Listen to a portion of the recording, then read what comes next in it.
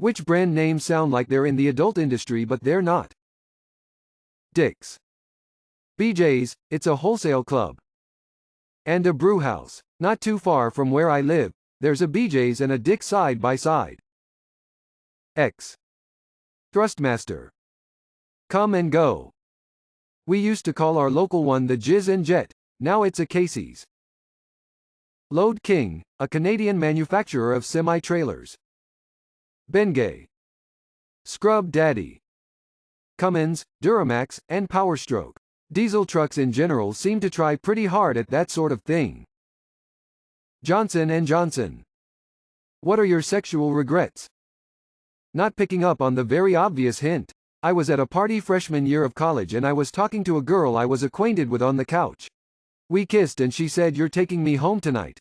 The idea that someone wanted to bang me was so unfathomable that I thought she meant that she wanted me to walk her home. So, my dumbass replied, "Oh, I was gonna get burritos with a friend, but your friends are here, they could walk you home." I cringe years later. I wanted to be super extra careful when I started having sex. I was on the pill. My boyfriend was going to also use a condom. I bought the kind with spermicide to be extra careful. Found out I am allergic to spermicide. That allergic reaction is hard to forget. Not expressing enough about what I like and not asking about what they wanted enough. Wasting time in pointless relationships because of the fear of being alone. What is the one thing you found out about your ex? Oh, you wish you never did.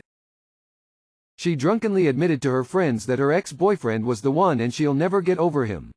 Still not sure how to handle that information. I was engaged to a guy several years ago who I found out was cheating on me with men. When I found out, he came clean and told me he was just seeing if he was gay, and he had had 3 with random guys, met some dude on Craigslist and got fisted. Did so many wild things and didn't see it as cheating because it was with guys.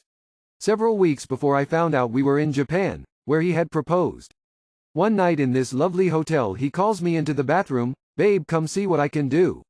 He had a full 1L soft drink bottle up his ass. Just the cap poking out. I think maybe I should have been suspicious at that point, and it's a core memory I would care to forget. Who's an incredibly successful singer that's not a good singer at all? Jennifer Lopez. Her acting is so mid too, at best. She was good in her breakout Selena. And Out of Sight. That's about it. And they were 25 plus years ago. She's a good dancer though, I guess. And she sure did look good in Anaconda. Yoko Ono. The Red Hot Chili Peppers are my favorite band. I've seen them on several tours. I have all their vinyl records, and I've chased after John Frusciante's guitar tone for a long time.